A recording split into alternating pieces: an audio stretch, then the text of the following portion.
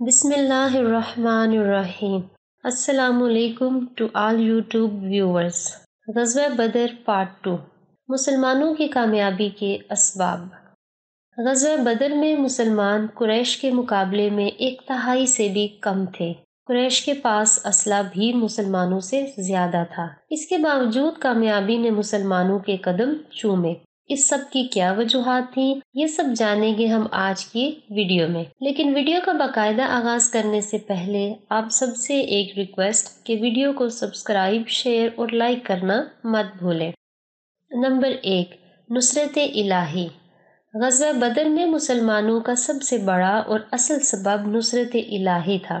اللہ تبارک و تعالیٰ سے حضور نبی اکرم صلی اللہ علیہ وآلہ وسلم نے دعا فرمائی تھی، اے خدا، یہ قریش ہیں، اپنے سامان غرور کے ساتھ آئے ہیں تاکہ تیرے رسول کو جھوٹا ثابت کریں۔ اے اللہ، اب تیری وہ مدد آ جائے جس کا تو نے مجھ سے وعدہ فرمایا۔ اے اللہ، اگر آج یہ مٹھی بھر جماعت ہلاک ہو گئی تو پھر روئے زمین پر تیری عبادت کہیں نہیں ہوگی۔ اس کے جواب میں اللہ تعالیٰ نے فتح کی بشارت دی اور 1000 فرشتوں سے مدد فرمائی۔ سورہ انفال میں غزوہ بدر کی تفصیل موجود ہے۔ نمبر 2، ذوق شہادت۔ اسلام میں مسلمانوں کے جو عقائد مقرر تھے، ان میں عقیدہ آخرت کو بنیادی حیثیت حاصل ہے۔ مسلمان موت کے بعد آنے والی ابدی زندگی کے لیے اس زندگی کو قربان کرنے کے لیے تیار ہوتا ہے۔ شہادت کی موت اس کے نزدیک موت نہیں، ابدی زندگی ہے۔ اس عقیدے نے مسلمانوں کو بے جگری سے لڑنے پر آمادہ کیا، اور موت جس سے ہر انسان خائف ہوتا ہے، مسلمان اسے خوشی سے قبول کرنے کے لیے تیار تھے۔ نمبر 3، بہتر انتظام۔ اسلامی لشکر اپنے سالار اعظم محمد صلی اللہ علیہ وآلہ وسلم پر جان چھڑکنے کو تیار تھا۔ ہر شخص اپنے قائد کے ہر حکم کو بلا چون و چرا مانتا تھا۔ مسلمان حضرت صلی اللہ علیہ وآلہ وسلم کے ادنیٰ سے اشارے پر حرکت میں آ جاتے تھے، لہٰذا ان کا تنظیمی ڈھانچہ اپنے حریفوں سے بہتر تھا۔ اس کے برعکس لشکر کفار کے ایک سرداروں کی کمان میں تھا، اور ان سرداروں میں اتحاد عمل پیدا ہونا بہت مشکل تھا۔ چنانچہ قریش نے مل کر حملہ کیا تو اسے مسلمانوں نے روک لیا، لیکن مسلمانوں کے منظم حملے کو قریش نہ روک سکے۔ نمبر 4، مشہور قریشی سرداروں کی موت۔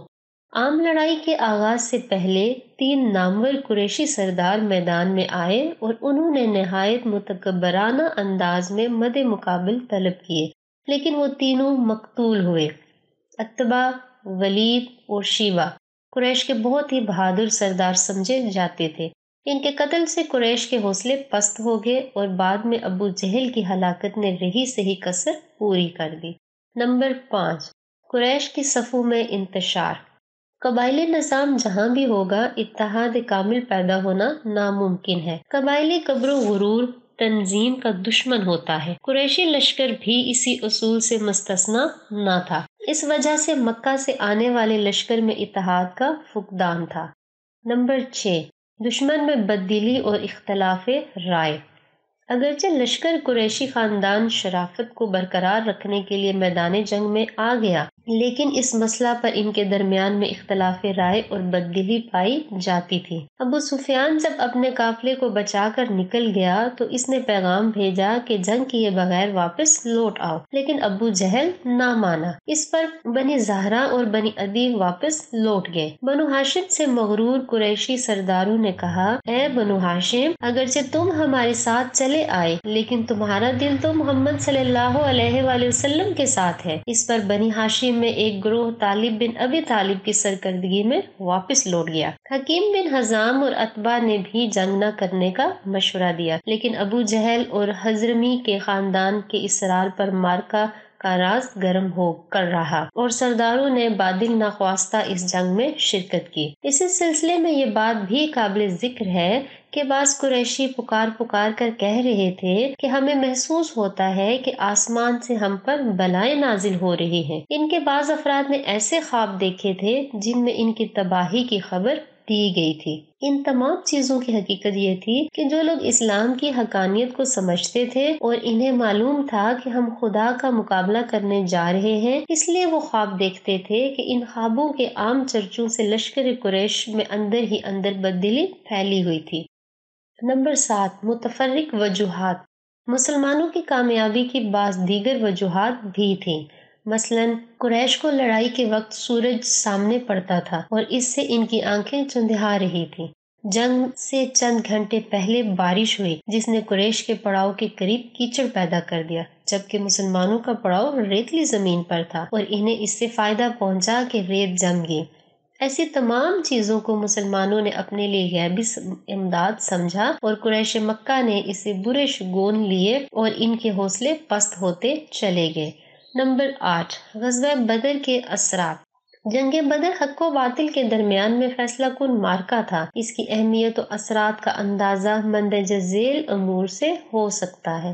نمبر 1 حق و باطل کا فیصلہ۔ اللہ تعالیٰ نے مسلمانوں کے ساتھ وعدہ فرمایا تھا کہ تجارتی قافلہ اور قریشی لشکر میں ایک ضرور مفتوح ہو گیا۔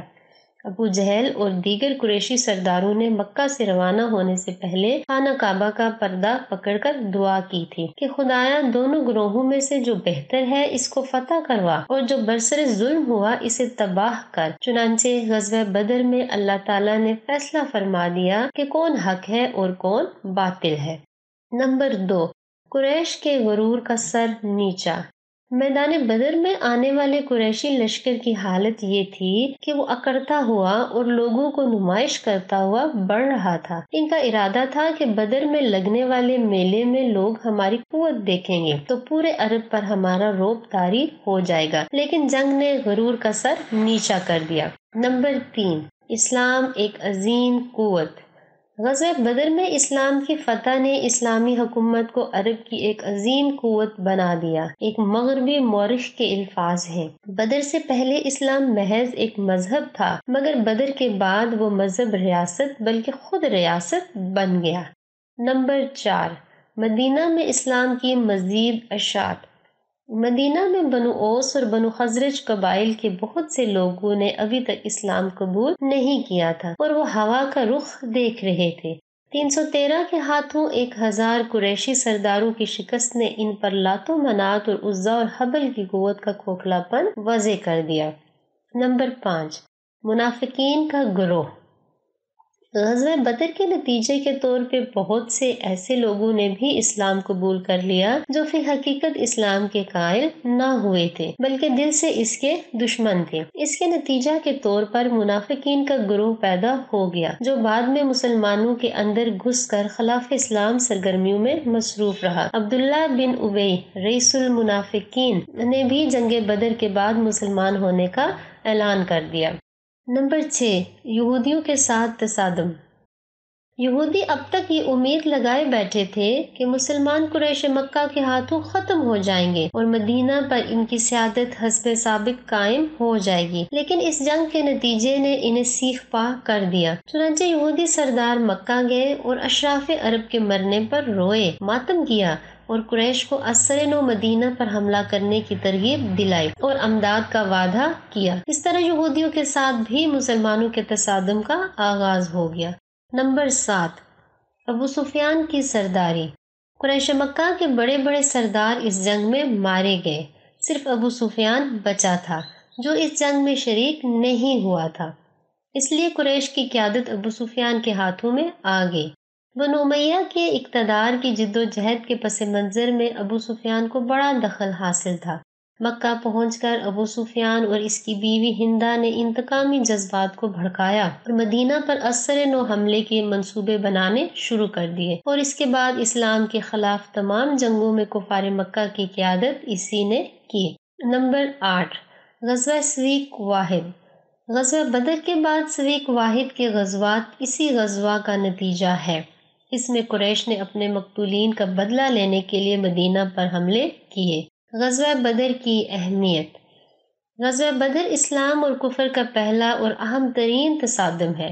اس سے دنیا پر واضح ہو گیا کہ نصرت الہی کی بدولت مومنین اپنے سے کئی گنا فوج کو شکست دے سکتے ہیں۔ اللہ تعالیٰ نے قرآن پاک میں سورۃ مومنون کو 1000 کافروں پر فتح کی بشارت دی۔ غزوہ بدر میں شامل مسلمانوں نے جس قوت ایمانی کا مظاہرہ کیا، اس کا اندازہ اس بات سے ہو سکتا ہے کہ باپ بیٹے کے خلاف اور بیٹا باپ کے خلاف، بھانجا ماموں کے خلاف اور چچا بھتیجے کے خلاف میدان میں آیا۔ حضرت عمر نے اپنے ماموں کو اپنے ہاتھ سے قتل کیا۔ حضرت ابوبکر کے بیٹے عبد الرحمن نے جو قریش کی طرف سے جنگ میں شریک ہوئے تھے، اسلام لانے کے بعد ایک دفعہ حضرت ابوبکر کو بتایا کہ جنگ میں ایک مرتبہ آپ میری زد میں آ گئے تھے، لیکن میں نے آپ پر وار کرنا پسند نہ کیا۔ حضرت ابوبکر نے فرمایا، خدا کی قسم، اگر تم میری زد میں آ جاتے تو کبھی لحاظ نہ کرتا۔ حضرت حذیفہ کا باپ عتبہ بن ربیعہ لشکر قریش کا سپہ سالار اور سب سے پہلے قتل ہونے والوں میں شامل تھا۔ اس جنگ کا ایک اور پہلو یہ ہے کہ مسلمانوں نے بہت نظم و ضبط سے دشمن کا مقابلہ کیا اور اپنی صفیں نہیں ٹوٹنے دی۔ جنگ کے خاتمے پر خدا اور رسول صلی اللہ علیہ وآلہ وسلم کے حکم کے تحت مال غنیمت کی تقسیم ہوئی۔ مال غنیمت کی اتنی پرامن اور دیانتدارانہ تقسیم کی مثال کم ہی ملتی تھی۔ القصہ، مسلمانوں کے تقوی اور اطاعت رسول کی وجہ سے ان کی برتری روز روشن کی طرح ثابت ہوگی اور کفار کے حوصلے پست ہوگے، جبکہ مسلمانوں کا اللہ پر توکل بہت بڑھ گیا۔